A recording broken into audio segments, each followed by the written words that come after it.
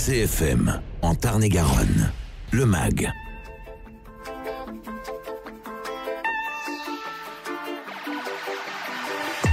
Madame, monsieur, bonjour. Rémi Taureau est là, avec vous pour la prochaine demi-heure. Bonjour et bonne année. Eh bien oui, c'est l'usage. Effectivement, vous avez peut-être entendu ma voix hier sur cette même antenne, mais c'était une rediffusion. Aujourd'hui, c'est la première édition du magazine de CFM Montauban de l'année. Et pour ouvrir cette édition, évidemment, je vous souhaite une bonne et heureuse année. Et je la souhaite également à mon premier invité, Olivier Longhi. Bonjour Olivier. Bonjour Rémi, bonjour à tous et bonne année. Et bonne année. Bonne santé. Merci d'être là pour nous présenter ton premier roman. Je te dis tu parce qu'on se connaît, Olivier, il y a une dizaine d'années.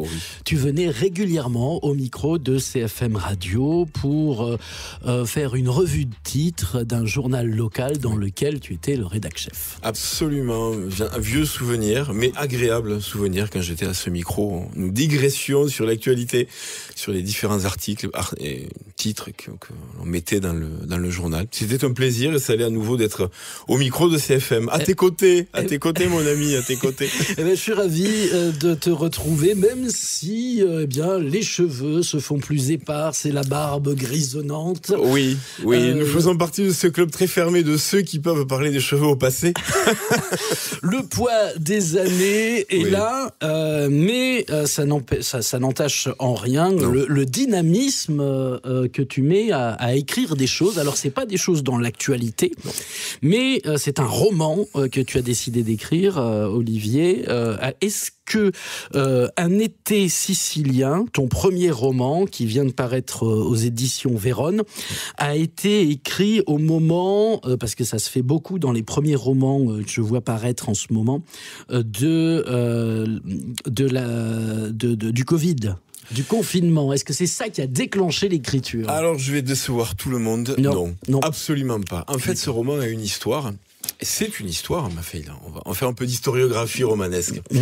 J'ai écrit ce roman il y a longtemps. Je l'ai écrit, j'ai commencé à l'écrire précisément en avril 2011 et je l'ai achevé en août 2014. Alors, vous allez me dire, ça fait très très très longtemps, les auditeurs vont peut-être être étonnés, mais pas tant que ça, parce que, un roman, ça demande du temps. Ça demande du temps, c'est une histoire, c'est une part de soi que l'on met sur le papier. C'est quasiment cathartique, si on devait rentrer dans des questions psychologiques. Mais on va pas aller là. Donc 3 ans pour l'écrire, c'est un délai normal, disons ça. Mais pourquoi est-ce que j'ai mis autant de temps à l'éditer? C'est ça la question. Pour 2 raisons. La première, parce que j'ai voulu prendre mon temps. Et puis la deuxième, soyons pragmatiques, il faut trouver un éditeur. C'est toujours pas évident.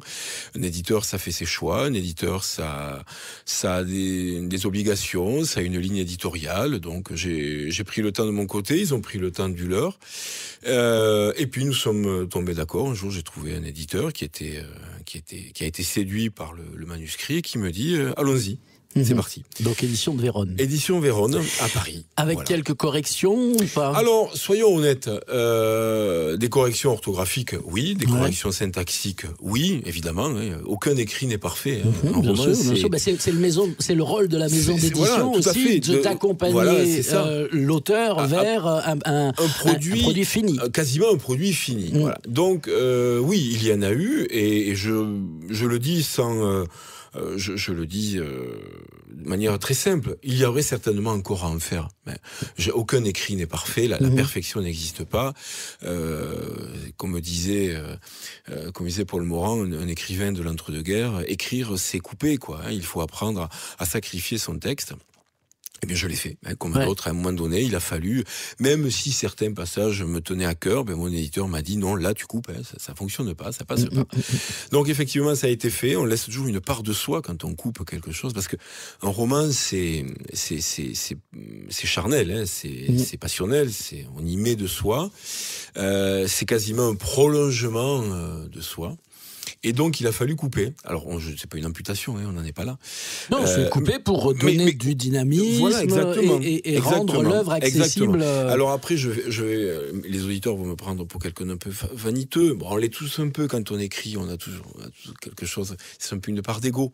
Mais j'ai eu beaucoup de chance parce que j'ai un éditeur qui m'a laissé beaucoup de liberté, qui m'a dit... coupez de votre côté, et puis nous, on verra d'une autre, et puis on trouvera un terrain d'entente, et c'est ce qu'on a fait. Et d'une manière générale, je vais être honnête, on a coupé, oui, mais on n'en a pas coupé tant que ça. Mais on en a coupé, oui, il faut être honnête. Parce qu'à la base, le manuscrit était un petit peu plus long. Tu es satisfait à la fin, quand même, du résultat? Oui, je suis satisfait. Je suis satisfait pour deux raisons. La première, parce que c'est un aboutissement. Les auditeurs qui nous écoutent ne le savent peut-être pas, mais j'ai eu une longue vie de journaliste avant d'être ce que je suis aujourd'hui, de journaliste de presse écrite. Et quand on est journaliste de presse écrite, on écrit pour être lu. Et donc on écrit pour les autres.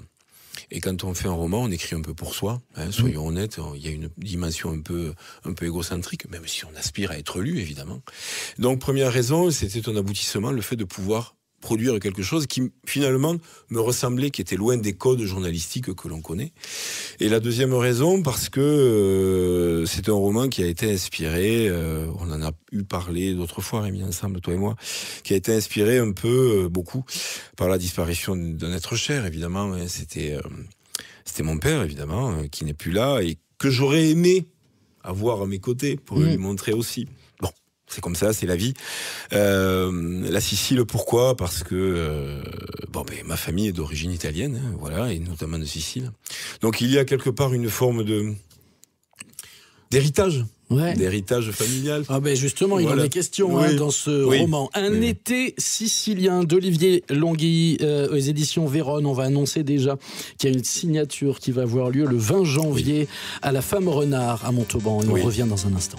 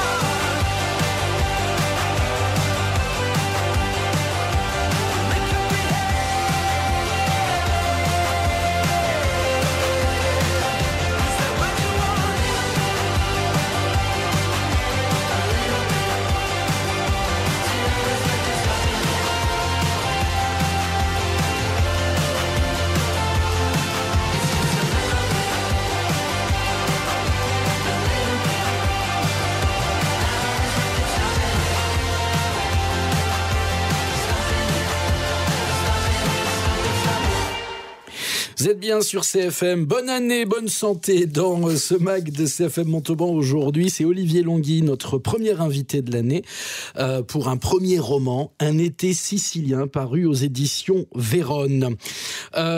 C'est Giulia Di Livio qui va rencontrer de plein fouet son histoire à la suite, et l'histoire de sa famille, à la suite d'un courrier qu'elle a reçu et qu'elle n'a d'ailleurs décoché, ouvert que le lendemain, ou même le surlendemain. Oui, absolument. Giulia Di Livio, un personnage haut en couleur, on va le décrire comme ça, qui va être confronté tout simplement au passé de sa famille, tout simplement. Alors passé fasciste, dans un univers. Alors il y a des fascistes, il y a des mafieux, il y a des palaces, il y a la Sicile, il y a le soleil. Il y a du soleil, il y a tout.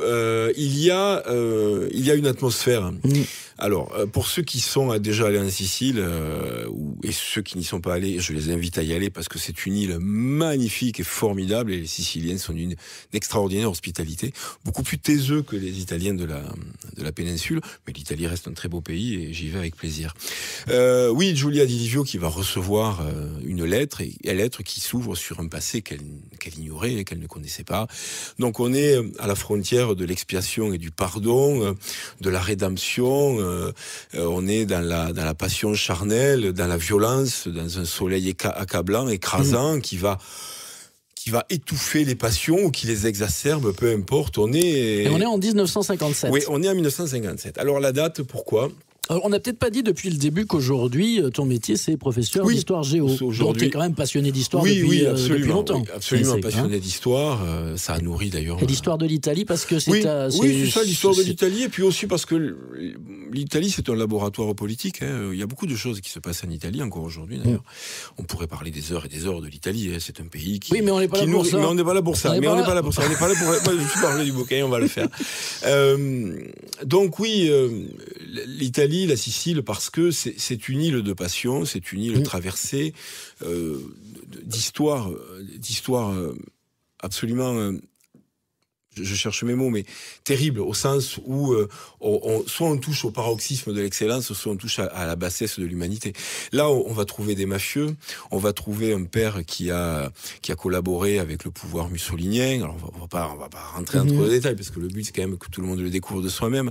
Et on découvre la puissance d'un passé familial, le poids de l'histoire au sein d'une famille, et les fautes qui sont transmises quasiment de père en fils, ou en tout cas de père en fille, en l'état. On est vraiment sur quelque chose on est dans un roman de transmission, dans un roman de passion très charnel. Et c'est comme ça que je l'ai voulu.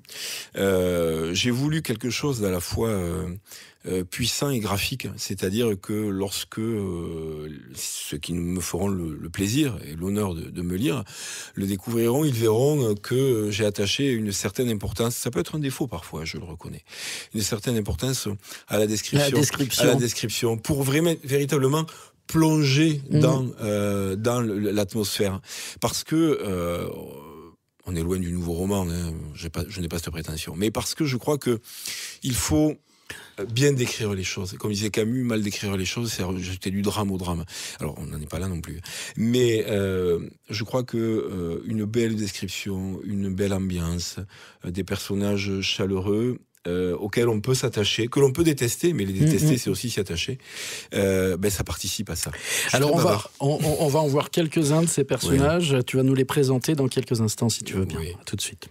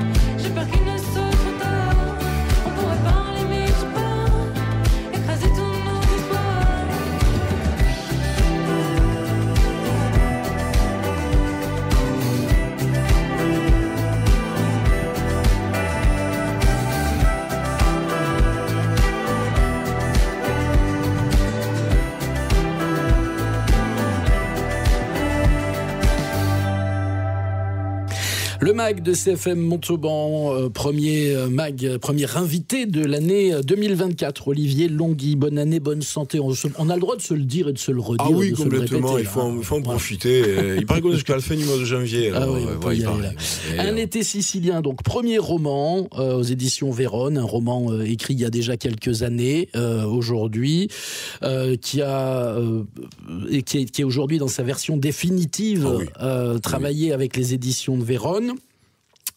Et qu'on peut se procurer sans doute à la Femme Renard d'ores et déjà, parce qu'il y aura une signature le 20 janvier prochain. Et sur toutes les plateformes possibles. Voilà, sur Internet également. Oui. Alors, j'ai dit qu'on allait voir un peu les personnages. Dès les premières pages de ce roman, on rencontre... alors, la première qu'on rencontre, c'est Giulia Di Livio. Oui. On va essayer d'aller vite quand même. Très vite.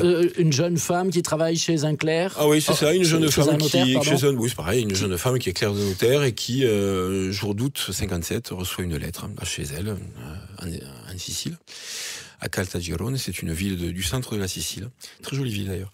Elle reçoit ça et son destin s'ouvre en ouvrant la lettre, elle ouvre une nouvelle page de son destin. Et là, elle va découvrir que son père... L'histoire familiale, le fascisme, la guerre, etc. etc. Matteo Signori. Un dandy. Oui. Un dandy, Matteo Signori. Alors un dandy, le dandy par excellence, héritier d'un vieux guépard. Alors, pour nos auditeurs, qu'est-ce qu'un guépard en Sicile ? Les guépards formaient cette partie de l'aristocratie fortunée, insouciante, une aristocratie terrienne, comme il y en avait beaucoup, et qui se levait à midi après avoir ripaillé toute la nuit dans des fêtes somptuaires et somptueuses dans une Sicile paysanne et qui, pour beaucoup, crevait de faim, tout simplement. Et lui, il est très fin de race, il perpétue ça, mais il a plus un rond. Oui, il a plus un sou, cet homme, ce jeune homme, il a plus un sou, il perpétue ça.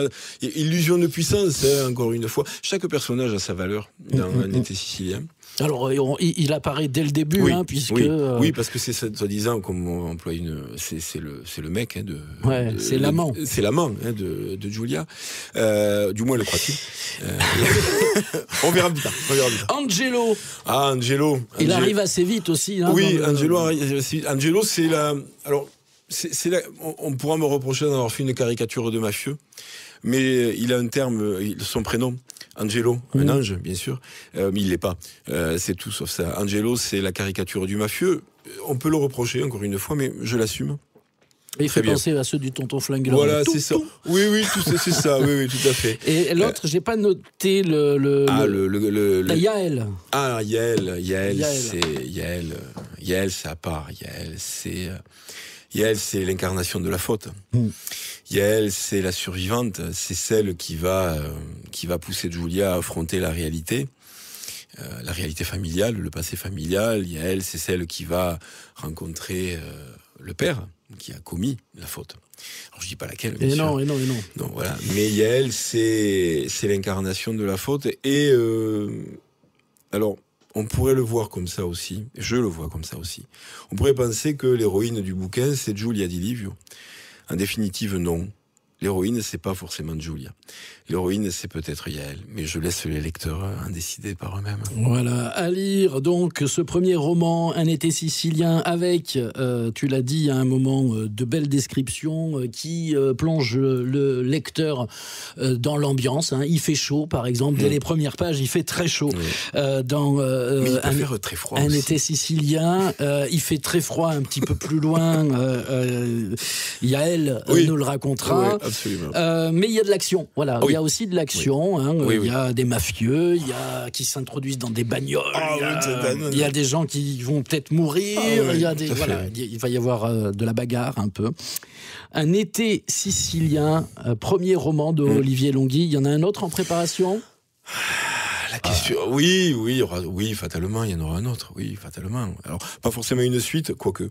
Mais mon éditeur m'en a déjà parlé. Est-ce qu'il faut une suite ? Il faudra une suite. Oui, on va y penser, on va y réfléchir. En tout cas, juste un mot, pour ceux qui aiment les histoires à tiroir, pour ceux qui aiment les histoires à rebondissement, je crois qu'ils seront servis. Je crois, en toute modestie. Merci Olivier Longhi d'être venu nous présenter ce premier roman, Un été sicilien, édition Vérone. Une rencontre à la Femme Renard à Montauban est prévue le 20 janvier prochain. Absolument, absolument. Encore une fois, meilleurs vœux à tous. Merci à toi Rémi. Santé, bonheur. Merci. Première invité de l'année. J'en suis flatté et honoré. Merci beaucoup. Merci à toi. Vos podcasts et replays. Podcasts et replays. cfmradio.fr